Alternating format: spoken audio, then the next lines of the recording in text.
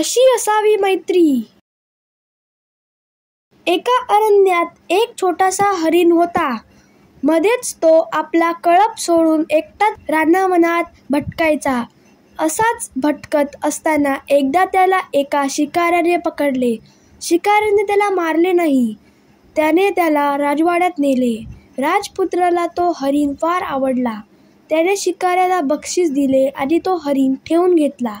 राजपुत्र त्या हरणाचे खूप लाड करायचा, त्याला अंघोळ घालायचा, खायला चांगले कोवळे कोवळे हिरवे गवत द्यायचा।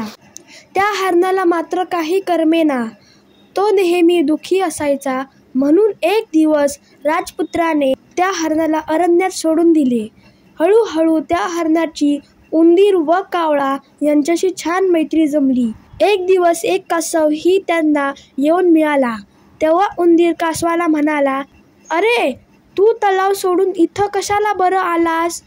एखादा शिकारी आला तर आम्ही कोणीही त्याच्या हाती लागणार नाही। हा हरीण बघता बघता पळून जाईल, कावळा उडून जाईल आणि मी एखाद्या बिळात शिरेन। तुला मात्र यातलं काहीच जमणार नाही, मग तुझं कसं होणार? तू आपला परत जा." तेव्हा कासव म्हणाला, "अरे, असं म्हणू नकोस, मी तुमच्याशी मैत्री करण्यासाठी आलो आहे। संकटकाळी उपयोग व्हावा म्हणून शहाण्यांनी जीवाला जीव देणारे असे मित्र जोडावेत। ज्याने मित्र जोडला नाही त्याला संकटातून वाचण्याची आशा नसते." असे त्यांचे बोलणे चालू होते। इतक्यात हातात धनुष्यबाण घेतलेला एक शिकारी तेथे आला। त्याला पाहताच उंदीर बिळात शिरला, कावळा उडून झाडाच्या शेंड्यावर बसला, हरीण सुसाट पळत सुटला।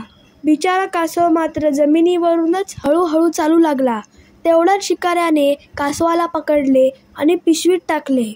पिशवीचे तोंड एका दोरीने बांधले आणि पिशवी खांद्यावर टाकून तो जाऊ लागला। शिकारी कासवाला पकडून नेत आहे हे पाहून उंदराला अतिशय वाईट वाटले, तो रडू लागला। इतक्यात हरीण आणि कावळा तेथे आले, त्यांनाही अत्यंत दुःख झाले। पण ही वेळ दुःख करत बसण्याची नाही हे त्यांनी ओळखले। आपल्या मित्राचे प्राण धोक्यात आहेत, त्याला काहीही करून सोडवले पाहिजे असे त्यांनी ठरवले। कावळा म्हणाला, "आता मी सांगतो तसं करूया." तो शिकारी ज्या मार्गानं गेला त्या मार्गानंच हरणानं जावं आणि एखाद्या तळाच्या काठी अगदी निपचित पडून राहावं। मी त्याच्या डोक्यावर बसून चोचीने खरवडल्यासारखं करीन। शिकाऱ्याला वाटेल हरीण मेलेला आहे, तो कासवाला खाली ठेवून हरणाजवळ जाईल।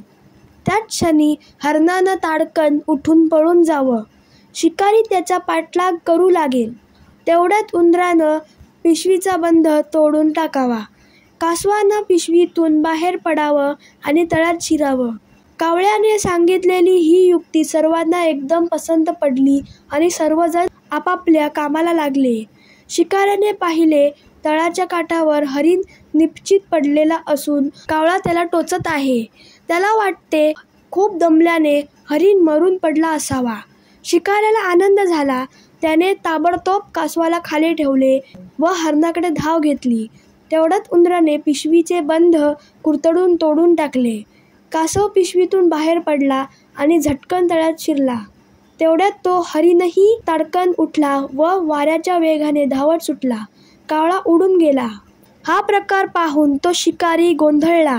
मागे वळून बघतो तर कासवही पसार। आपली चूक शिकाऱ्याच्या लक्षात आली।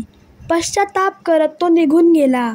शिकारी गेल्यावर उंदीर, कावळा, हरीण व कासव असे ते चौघे मित्र एकत्र आले।